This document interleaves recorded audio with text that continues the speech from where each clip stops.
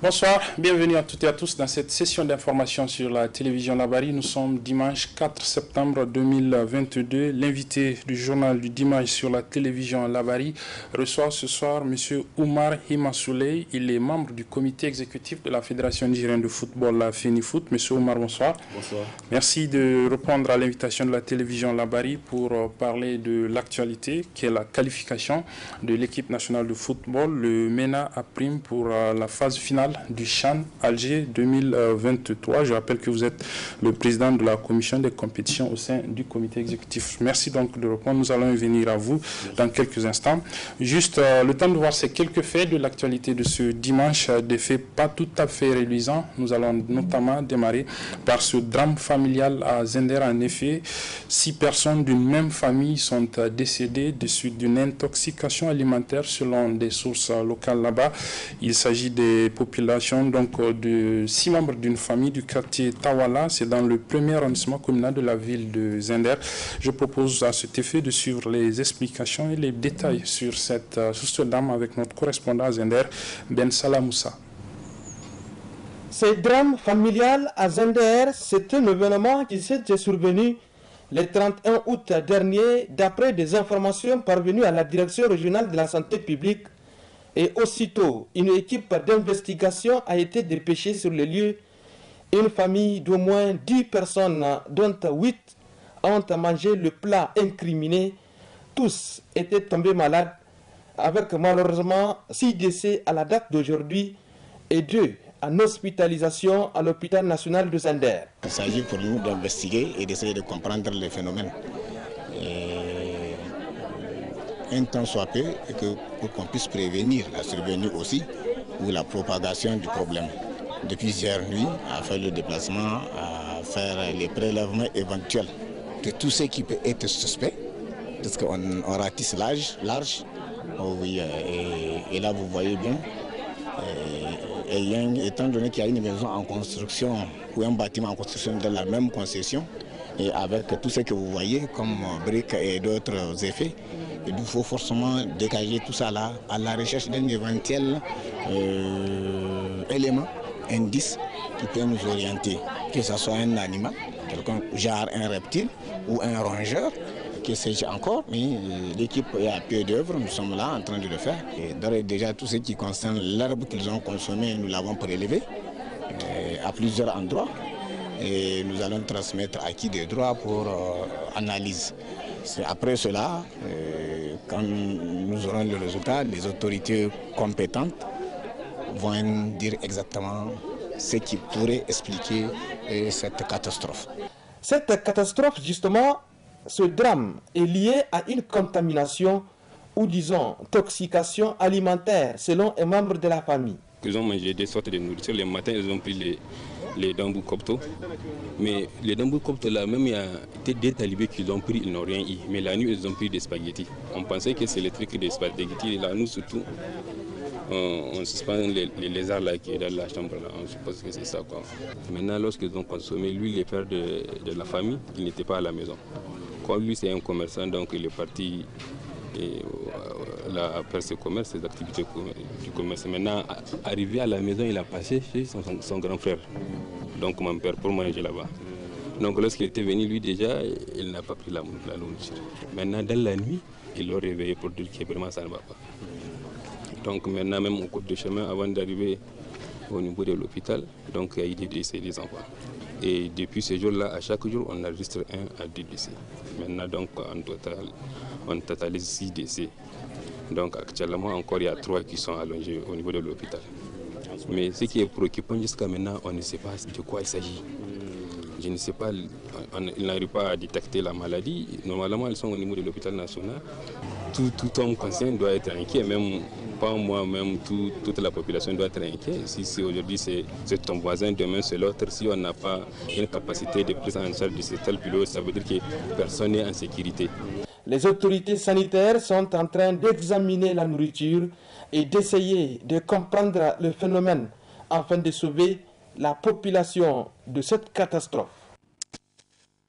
Une autre catastrophe, cette fois-ci, c'est dans la région de Dosso, le département de Gaïa, plus précisément, où là-bas, le 2 septembre dernier, de fortes précipitations ont occasionné d'énormes dégâts. On ne déplore certes pas de pertes en vies humaines, mais plus de 400 maisons se sont effondrées. On fait le point avec Adam Soumana.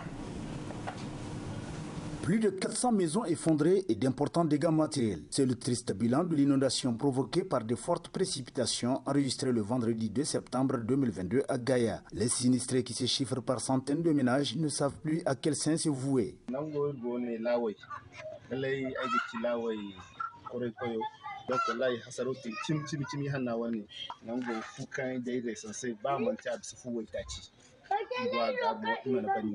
Damay go fatane mai kinan gonon foi gin bono foi kan donc wedinga wedimaga igo ngware iko tamaiga barkan banga gunda gabi kanga tankai ga kasine igo ngware bore ga kasine kana da su fatuwa ne su babu abin da babu kuma kaga yarinya ga ta nan da sai aka samu sai da aka tuno su ga Allah ya sa suna da kwanuka gaba shi yasa na zama garin ki wala in ba ni ice ne rika ban za iya tashi wasan da Allah da annabi a taimake mu wala muna son taimako tun dai wallahi mun wahala iyakar wahala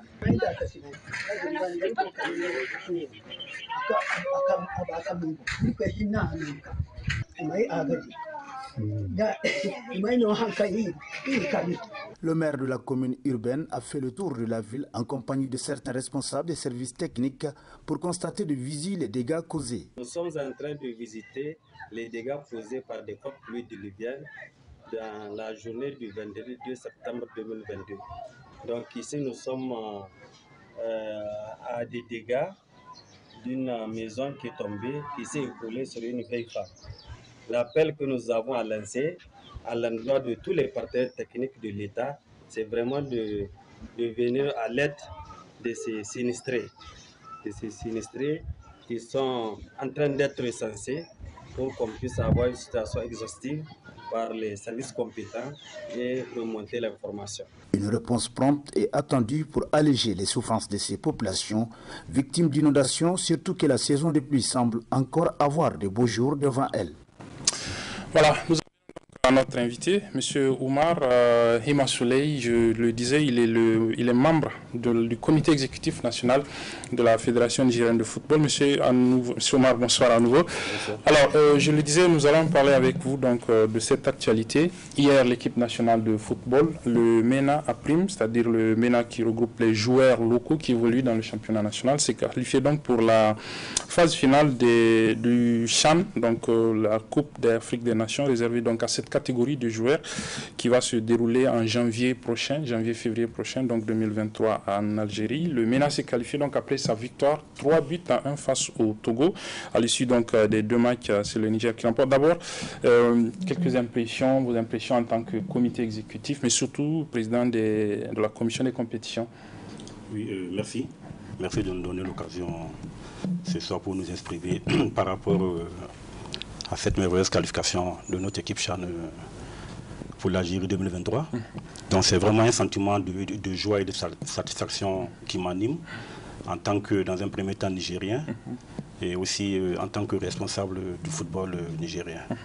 Donc comme vous le savez, hier, ça a été vraiment une joie, tant au niveau sur place à Cotonou qu'au Niger. Nous avons vraiment vécu et des moments vraiment très forts. Donc vraiment, cette qualification est la bienvenue parce que ça couronne tous les efforts que le comité exécutif, les clubs et les dirigeants de clubs mettent à l'œuvre pour pouvoir vraiment s'épanouir, pour que le football du Niger aille de l'avant. Une joie, vous le dites, d'autant plus que on a eu l'impression, après le match aller, que ce n'était pas gagné d'avance avec tout ce qu'il y a eu autour de cette rencontre qui s'est jouée donc à Lomé, au Togo, où des principaux éléments de cette équipe ont été mis de côté pour une soi-disant affaire de test Covid.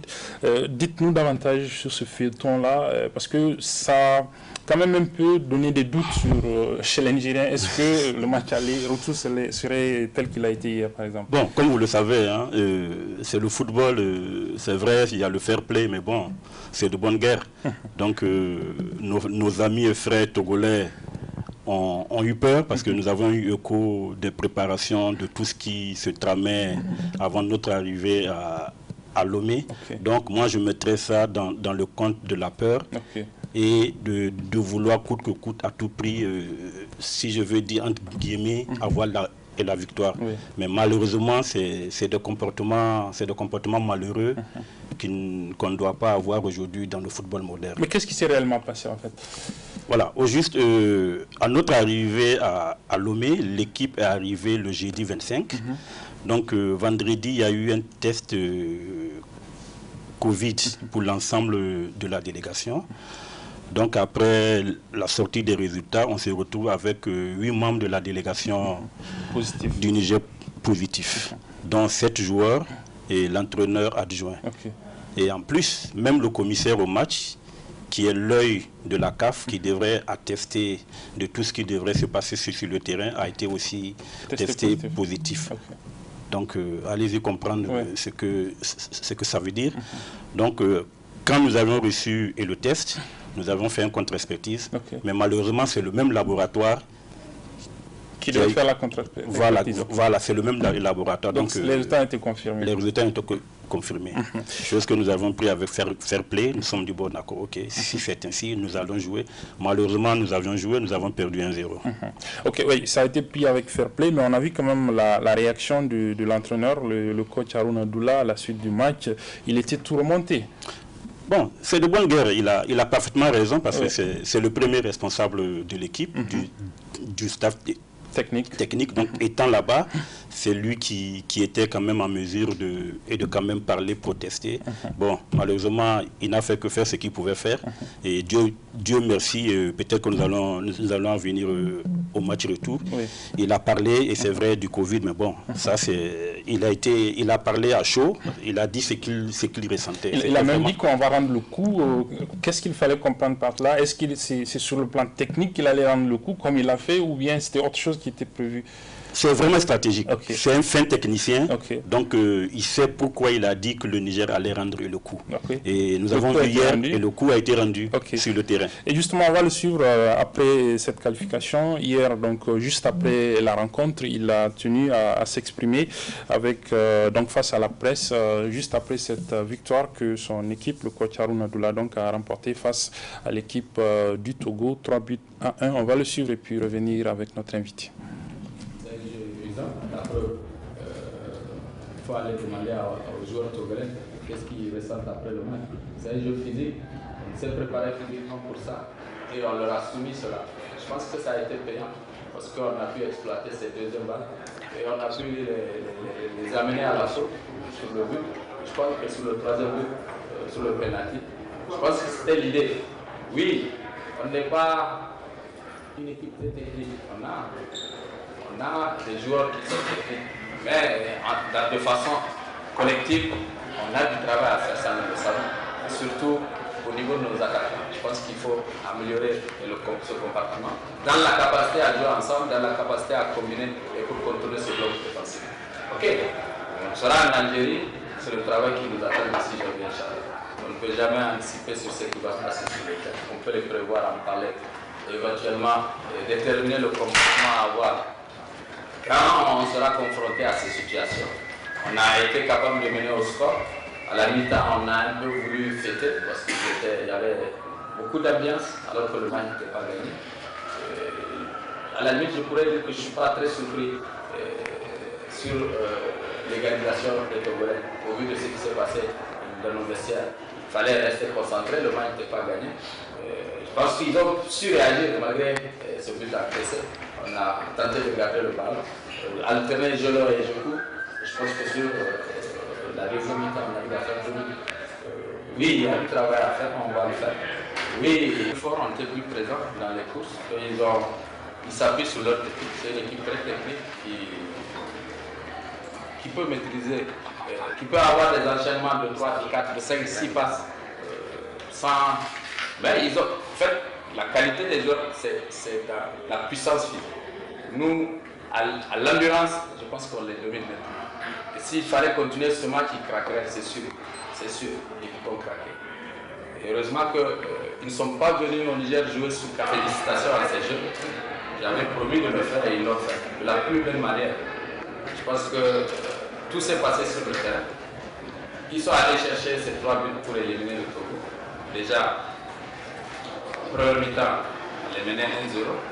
Ils reviennent sur le score, on n'a pas baissé les bras, on a réaménagé l'équipe et on parvient à marquer un deuxième but sur validité. Comme le troisième, ok, c'est une faute dans la surface de réparation.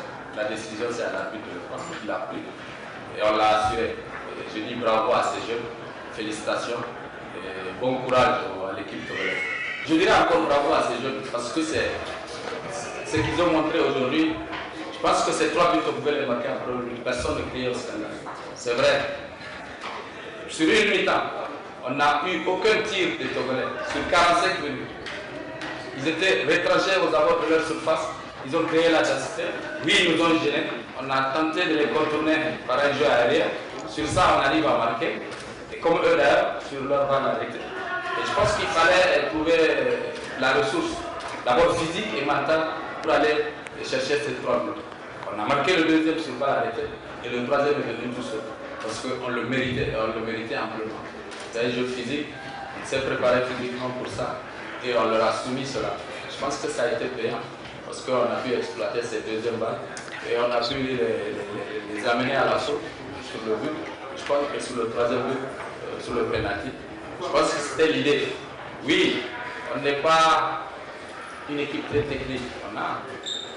On a des joueurs qui sont techniques, mais de façon collective, on a du travail à faire, ça nous le savons. Et surtout.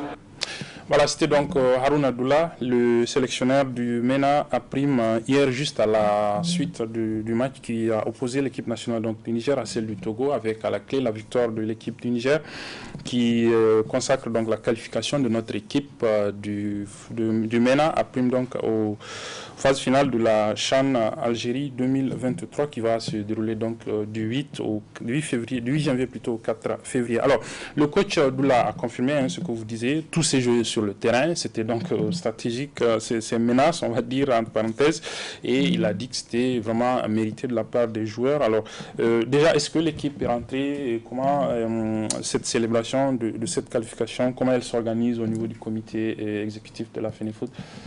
Oui, ok.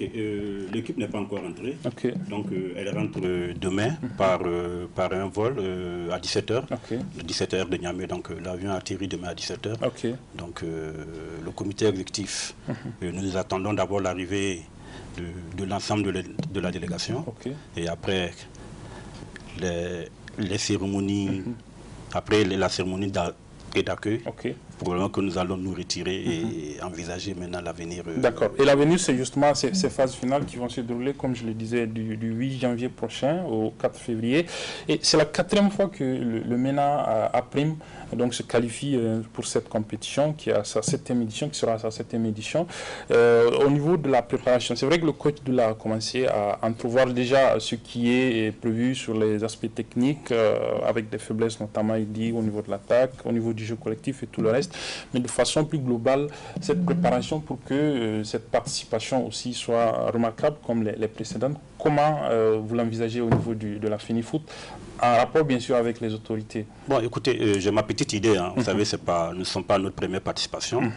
Comme vous l'avez si bien dit tout à l'heure, on va être à notre 4e participation sur cette édition. Ouais. Cela prouve que notre championnat a un niveau quand même acceptable, un niveau supérieur à beaucoup de championnats africains. Donc, concernant les préparatifs, comme je l'ai dit tout à l'heure, nous allons attendre l'arrivée de la délégation. L'entraîneur fera un programme qu'il va nous soumettre et en fonction de ce qu'il nous soumettra, nous allons aviser, nous allons voir ce que nous pouvons faire. Mais je vous d'ores et déjà, je vais dire que vraiment nous allons vraiment mettre l'équipe qualifiée pour le CHAN Alger 2023 dans de meilleures conditions. Comme vous le savez, nous avons l'appui des autorités dont et le chef de l'État. Donc voilà, donc tout va être vraiment fait dans de bonnes conditions. Vous le disiez également, cette équipe se qualifiant sert donc de baromètre pour évaluer le niveau du championnat national. Parlez-nous justement de ce championnat, puisque, comme je l'ai dit, vous êtes le président de la commission des compétitions au niveau de la FENIFOOT.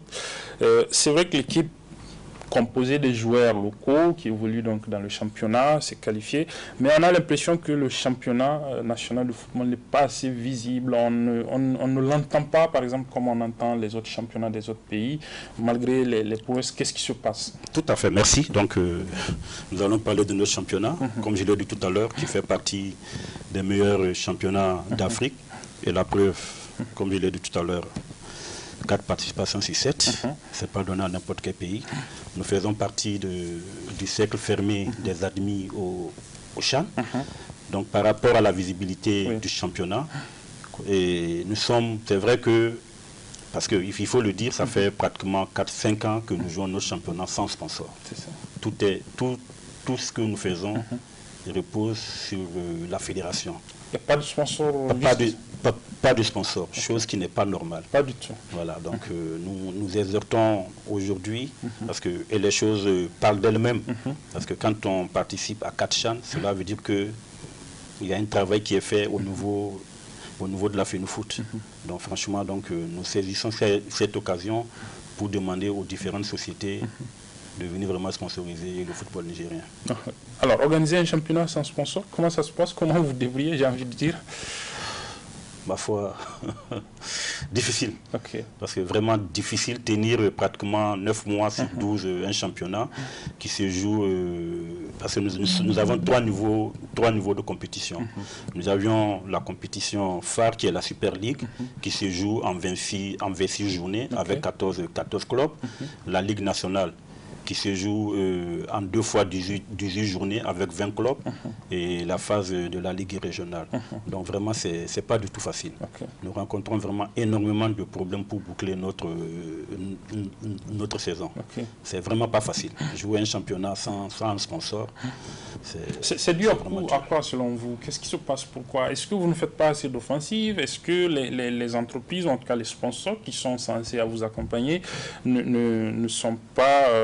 n'ont pas d'évidence pour pouvoir vous soutenir? Qu'est-ce qui se passe? Nous le faisons parce que, et la preuve, voilà, on est pratiquement chaque 2 ans, on est sur le toit du football africain, sur le plan local. Donc vraiment, nous faisons tout ce que nous pouvons faire pour attirer les sponsors, mais malheureusement, ils ne viennent pas. Mais je pense que peut-être à partir de cette 4e qualification, ils vont vraiment toquer à notre porte. C'est tout le souhait c'est ce que je souhaite. D'accord. On est à la fin de la saison 2021-2022. Vous, en tant que président de la commission compétition au niveau de la FENIFOOT, quel bilan vous tirez au-delà, bien sûr, de cette consécration, on va le dire, puisque c'est quand même le fruit de ce championnat et de cette saison. Quel bilan vous faites de cette saison? Le bilan de la saison qui vient de s'écouler est vraiment largement positif, parce que nous sommes arrivés à finir toutes nos compétitions programmées avant la date butoir que nous fixe la CAF. Donc nous avions aujourd'hui le club de l'ASN Nigelec qui a été sacré champion de la Super League. Et aussi, il faut saluer aussi le retour, après pratiquement 19 ou 20 ans d'absence du Liberté Football Club, qui a végété pendant plusieurs années en Ligue nationale. Donc aujourd'hui, ils sont de retour sur le plan national. Au niveau de la Super League. Cela veut dire que vraiment, il y a un travail qui a été fait et le bilan est vraiment largement positif. Comment vous entrevoyez la saison prochaine? Elle démarre quand déjà? Nous avons déjà démarré la formation, mais officiellement, la saison démarre le 12 septembre. Voilà, merci. Maintenant, pour terminer, un appel déjà pour l'accueil demain de l'équipe, mais aussi un appel aux autorités, et puisque vous l'avez déjà également fait, réitérer l'appel aux sponsors, aux partenaires pour qu'ils soutiennent ce football qui donne quand même des résultats. Donc j'appelle vraiment toute la population de la ville de Niamey et de ses environs à effectuer massivement le déplacement demain à 17 h au niveau de l'aéroport international du Réaman et de Niamey pour vraiment accueillir nos héros, parce que c'est vraiment des héros, ce n'était pas facile. Ils l'ont fait, ils l'ont promis, ils l'ont fait. Donc ils méritent que vraiment toute la population se déplace demain pour les accueillir. Maintenant, au niveau de l'appel que je vais lancer au niveau des autorités et des sponsors, la preuve est là. Nous allons aller au Chan au mois de janvier. C'est tout proche là. C'est tout proche, c'est dans pratiquement 2 mois et demi. Mais en matière de football, en matière de préparation, c'est vraiment peu. Oui. Donc nous leur demandons vraiment de nous soutenir comme ils l'ont fait dans les éditions précédentes. Et les sponsors aussi, nous disons, nous avons fait notre part et de travail, nous les entendions pour qu'ils viennent nous aider à relever le football nigérien. Parce qu'aujourd'hui, quand vous regardez sur le plan international, ça fait mal de le dire, nous n'avions pas un grand joueur à l'international. Nous aimerions qu'on dise, voilà, un tel Soulé, ou bien Cheibou, ou bien Nikoy, ou quelqu'un comme ça, qu'on parle de lui de la même manière qu'on parle de Sadio Mané et autres. Donc vraiment, nous ne pouvons pas l'avoir tant que nous n'avions pas le soutien des sponsors et des autorités, l'accompagnement. Merci beaucoup, M. Omar Himasouley. Je rappelle que vous êtes président de la commission des compétitions au sein du comité exécutif national de la FENIFOOT, la Fédération nigérienne de football. Merci vraiment d'être passé pour nous parler de cette victoire du MENA Aprime. Encore un mot de sport, et c'est toujours du football, avec la fin cet après-midi au niveau du Yantala, du tournoi de grandes vacances de Yantala, le TGV, le célèbre TGV, on va dire, du quartier Yantala. La finale a mis aux prises 2 équipes, Espérance de Banifandou et Berge, et à la fin du match, c'est l'équipe du quartier Banifandou qui a remporté donc cette édition 2022 du tournoi de grandes vacances de Yantala. Pour refermer ce journal, mesdames et messieurs, nous proposons un reportage sur l'activité de fleuriste que mènent beaucoup de jeunes dans la capitale ici à Niamey. C'est un reportage signé Aminatou Issoufou Abdou et Boubacar Souley. De plusieurs variétés offrant un beau paysage, les fleurs sont là disponibles presque à perte de vue. Elles sont très convoitées par beaucoup de gens qui veulent améliorer leur cadre de vie sur le plan environnemental.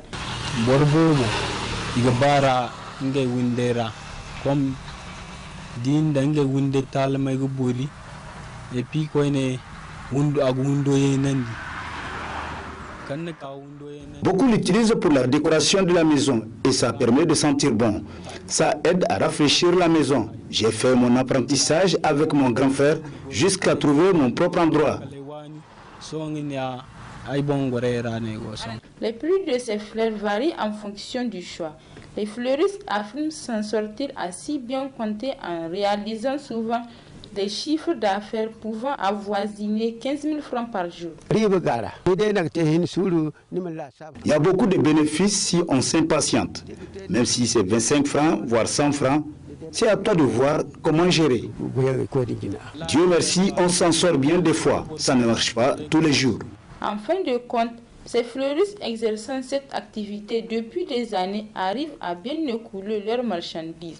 En somme, ils contribuent aussi d'une manière ou d'une autre à la sauvegarde de l'environnement. Voilà, c'est sur ce reportage, sur cette activité de fleuriste que se referme cette édition. Mesdames, Messieurs, merci de l'avoir suivi. Merci également aux équipes techniques et rédactionnelles qui m'ont aidé à la présenter. Les programmes se poursuivent sur la télévision Labari. Au revoir.